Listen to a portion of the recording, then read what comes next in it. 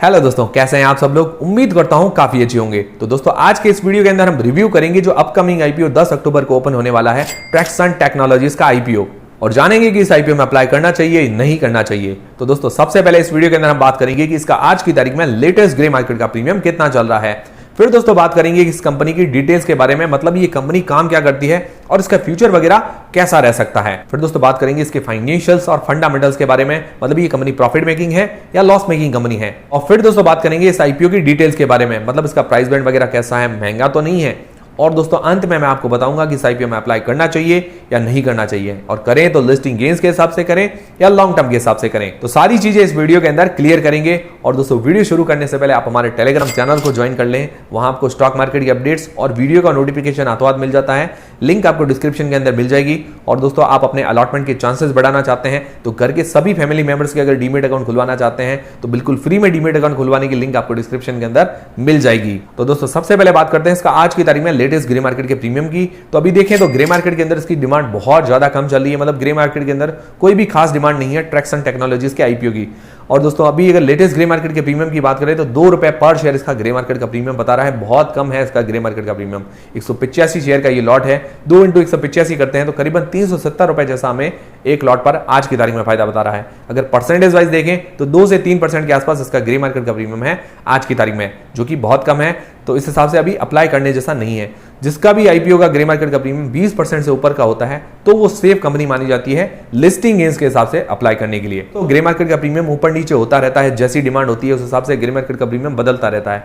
तो क्या है कि मैं डेली अपडेट देता रहता हूं ग्रे मार्केट के प्रीमियम और सब्सक्रिप्शन पर। तो क्या है कि आपको डेली अपडेट चाहिए तो टेलीग्राम चैनल की लिंक आपको डिस्क्रिप्शन के अंदर मिल जाएगी। फिर दोस्तों बात करते हैं इस कंपनी की डिटेल्स के बारे में, मतलब ये कंपनी काम क्या करती है, उसका फ्यूचर कैसा रह सकता है, किस सेक्टर के अंदर ये कंपनी काम करती है। तो देखिए दोस्तों ट्रैक्सन टेक्नोलॉजीज की जो शुरुआत है 2013 के अंदर हुई थी और ये एक यूनिक सेक्टर के अंदर काम करती है। तो अब देखो मैं आपको बहुत आसानी से समझाता हूं। तो देखिए जो बड़ी बड़ी पब्लिक कंपनीज है जो शेयर मार्केट के अंदर ऑलरेडी लिस्टेड है या बड़ी पब्लिक कंपनी है, जो भी कंपनी मतलब प्राइवेट कंपनी बड़ी कंपनीज है, उनकी अगर जानकारी हमें लेनी हो तो कहीं पर भी हमें उसकी जानकारी मिल जाएगी। गूगल पर भी सर्च करेंगे तो भी उसकी जानकारी मिल जाएगी। तो ये सारी जानकारी, सारा डेटा जुटा के क्या है कि हम कंपनी के अंदर आसानी से इन्वेस्ट कर पाते हैं। जैसे रिलायंस है, टीसीएस है, विप्रो है, पतंजलि, ऐसी बड़ी बड़ी कंपनीज का जो डेटा है हर कहीं हमें देखने को मिल जाता है और हमें ये पता रहता है कि इसके फाइनेंशियल्स कैसे हैं, कंपनी क्या काम करती है। तो सारी चीजें आसानी से समझ पाते हैं, तो समझ के हम उसके अंदर आसानी से इन्वेस्ट कर पाते हैं।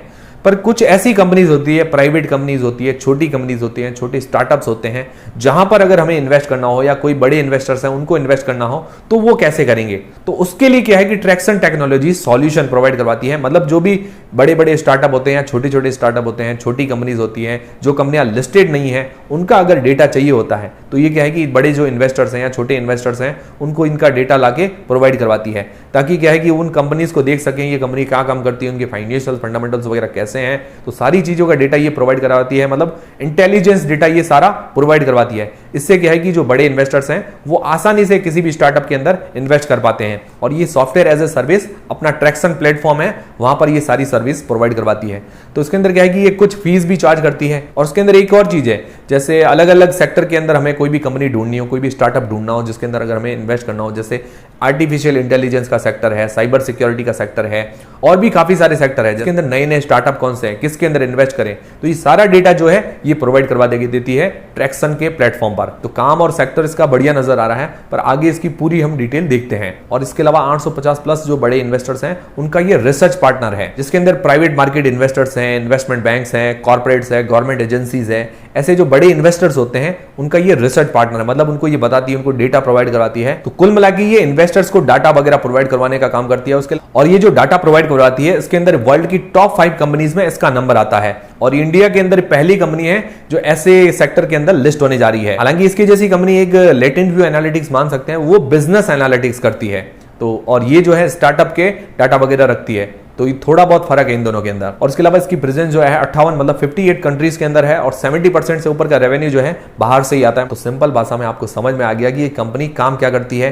अगर दोस्तों आपको समझ में आया तो वीडियो को लाइक जरूर करें, इससे क्या है कि हमें मोटिवेशन मिलता है। और दोस्तों ऐसी जो रिसर्च है सिर्फ आपको 2 से 3 मिनट के अंदर हम समझाते हैं कि ये कंपनी काम क्या करती है, तो इसके अंदर भी बहुत ज्यादा रिसर्च और एनालिसिस लगता है। तो क्या है कि जिससे आपको 2 से 3 मिनट के अंदर आसानी से समझ में आ जाता है। तो ऐसी हमारे वैल्यूएबल रिसर्च के लिए एक लाइक तो जरूर करें। और दोस्तों मुझे पता है कि आप काफी जगह सर्च करते होंगे, पर कंपनी की जो डिटेल्स है वो हर कहीं आपको नहीं मिल पाती है। मेरे चैनल पर आपको जरूर मिल जाती होगी कोई भी कंपनी क्या काम करती है। इस पर मैं जरूर फोकस करता हूं, क्योंकि इससे ही पता चलता है कि कंपनी फ्यूचर के अंदर कैसा परफॉर्मेंस करेगी। तो इसका सेक्टर बढ़िया नजर आ रहा है, काम भी ठीक नजर आ रहा है। अब दोस्तों इसके फाइनेंशियल्स और फंडामेंटल्स भी हम जान लेते हैं। तो दोस्तों अगर इसके फाइनेंशियल देखें तो फाइनेंशियल जो है काफी कमजोर नजर आ रहे हैं। 2020 से लेकर 2022 तक अगर इसके एसेट्स देखें तो स्थिर है, कोई भी खास ग्रोथ नहीं है उसके एसेट्स के अंदर। फिर दोस्तों अगर इसका रेवेन्यू देखें तो 2020 के अंदर इसका जो रेवेन्यू था करीब 6 करोड़ रुपए के आसपास, और 2021 के अंदर ये बढ़कर हो गया 55 करोड़ रुपए के आसपास। मतलब कोविड वाले टाइम में क्या है कि ज्यादा इन्वेस्टर्स बढ़ गए थे, तो उसका जो धंधा है 10 गुना जैसा बढ़ गया। और 2022 के अंदर जो इसका रेवेन्यू है 65 करोड़ रुपए के आसपास है। तो एकदम अचानक से ग्रोथ है कोविड वाले टाइम के बाद। फिर प्रॉफिट आफ्टर टैक्स की बात करें तो 54 करोड़ का लॉस है 2020 के अंदर, और 2021 के अंदर 4 करोड़ रुपए के आसपास लॉस है, और 2022 के अंदर 4.8 करोड़ रुपए के आसपास इसका लॉस है। तो ये लगातार लॉस मेकिंग कंपनी है।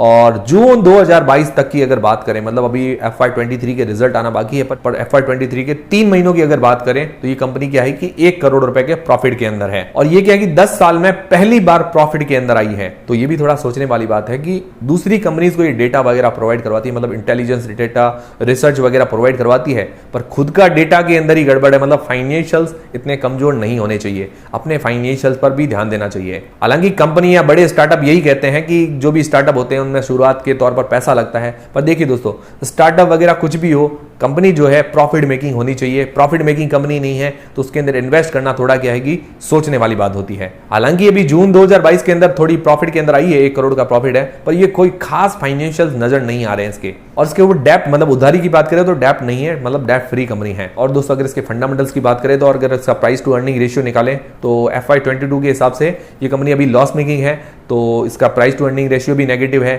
और रिटर्न ऑन नेट वर्थ वगैरह सारी चीजें नेगेटिव है। तो ओवरऑल इसके फाइनेंशियल्स हमने देखे तो फाइनेंशियल मुझे इसके कोई खास नजर नहीं आ रहे हैं। और जनरली मैं आपको बताता ही हूं कि मैं लॉस मेकिंग कंपनीज के अंदर खास इंटरेस्टेड नहीं रहता हूं। जो भी कंपनी लॉस मेकिंग होती है उसके अंदर खास इंटरेस्टेड नहीं रहता है इन्वेस्ट करने के लिए। फिर दोस्तों इस आईपीओ की डिटेल्स के बारे में हम जान लेते हैं। तो ये आईपीओ जो ओपन होगा 10 अक्टूबर से लेकर 12 अक्टूबर के बीच में, और इसका जो प्राइस बैंड रखा गया है 75 रुपए से लेकर 80 रुपए के बीच में। जिस हिसाब से इसके फाइनेंशियल्स हैं उस हिसाब से ये जो इसका प्राइस बैंड है काफी महंगा नजर आ रहा है। हालांकि इससे भी सस्ता होना चाहिए था, सस्ता होता तो भी दोस्तों ये कंपनी लॉस मेकिंग है। तो अभी इसके अंदर इन्वेस्ट करने का मुझे सही टाइम नजर नहीं आ रहा है। इसके अंदर 14,800 रुपए हमें मिनिमम एक लॉट के पीछे इन्वेस्ट करने पड़ेंगे, और हम HNI कैटेगरी के अंदर अप्लाई करना है तो मैक्स हमें 14 लॉट मिनिमम अप्लाई करने पड़ेंगे। और दोस्तों इसका इश्यू साइज है करीबन 309 करोड़ रुपए का, और ये पूरा का पूरा OFS मतलब ऑफर फॉर सेल है। मतलब जो प्रमोटर्स है, जो भी इसके पुराने प्रमोटर्स है, वो अपनी हिस्सेदारी बेचकर निकल जाएंगे। 15% के आसपास इसकी हिस्सेदारी बेचेंगे।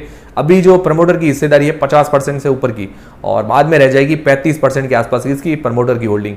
तो ये थोड़ा सा नेगेटिव पॉइंट है कि कंपनी की ग्रोथ के लिए पैसा नहीं खर्च हो रहा है। जो प्रमोटर्स हैं वो अपनी हिस्सेदारी सेल करके निकल रहे हैं, और जो कंपनी के ओरिजिनल प्रमोटर है उनके पास ज्यादा हिस्सेदारी रहेगी, करीबन 35% के आसपास की। दोस्तों रिटेल कोटा रखा गया है 10% का, क्योंकि ये कंपनी जो है लॉस मेकिंग है। और दोस्तों इस आईपीओ का जो अलॉटमेंट हमें पता चलेगा 17 अक्टूबर को, इसकी जो लिस्टिंग है वो है 20 अक्टूबर को, और इसका जो अलॉटमेंट लिंकिन टाइम की वेबसाइट पर आएगा। तो दोस्तों ये तो होगी सारी आईपीओ की डिटेल्स के बारे में बात। अब दोस्तों मेन चीज आती है कि इस आईपीओ में अप्लाई करना चाहिए या नहीं करना चाहिए। और दोस्तों उससे पहले अगर आप अपने अलॉटमेंट के चांसेस किसी भी आईपीओ के अंदर बढ़ाना चाहते हैं तो घर के सभी अलग अलग फैमिली मेंबर्स के डीमेट अकाउंट खुलवा के रख लीजिए, जिससे क्या है कि आप ज्यादा एप्लीकेशन अप्लाई करेंगे तो क्या है कि अलग अलग पैन कार्ड से तो अलग अलग काउंट होगी। इससे क्या है कि अलॉटमेंट के चांसेस बढ़ते हैं। तो अगर आप इनमें अलॉटमेंट के चांसेस बढ़ाना चाहते हैं, किसी के पास डीमेट अकाउंट नहीं है आपके पास या आपके फैमिली मेंबर्स के पास, तो बिल्कुल फ्री में डीमेट अकाउंट खुलवाने की लिंक आपको डिस्क्रिप्शन के अंदर मिल जाएगी। अब दोस्तों सबसे पहले बात करते हैं कि लिस्टिंग गेन्स के हिसाब से इस आईपीओ में अप्लाई करना चाहिए या नहीं करना चाहिए। तो आज की तारीख में अगर देखें तो उसका ग्रे मार्केट का प्रीमियम बहुत कम चल रहा है, मतलब ग्रे मार्केट के अंदर कोई भी खास डिमांड नहीं है। तो लिस्टिंग गेन्स के हिसाब से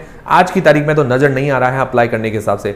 और बाकी दोस्तों मैं आपको अपडेट डेली देता रहूंगा, और उस पर फाइनल डिसीजन भी आपको दूंगा कि इस आईपीओ में अप्लाई करना है या नहीं करना है, कैसी इसकी डिमांड रहती है, सब्सक्रिप्शन ग्रे मार्केट का प्रीमियम कैसा रहता है आगे आने वाली टाइम में, उस हिसाब से मैं आपको फाइनल डिसीजन दे दूंगा। तो आपको चिंता करने की जरूरत नहीं है, और आज के हिसाब से इस आईपीओ में अप्लाई करने जैसा नजर नहीं आ रहा है। फिर दोस्तों बात करें लॉन्ग टर्म के हिसाब से इस आईपीओ में अप्लाई करना चाहिए नहीं करना चाहिए। तो देखिए दोस्तों एक यूनिक सेक्टर है, डाटा वगैरह प्रोवाइड करवाती है, जो भी इंटेलिजेंस डाटा है बड़े इन्वेस्टर्स को प्रोवाइड करवाती है।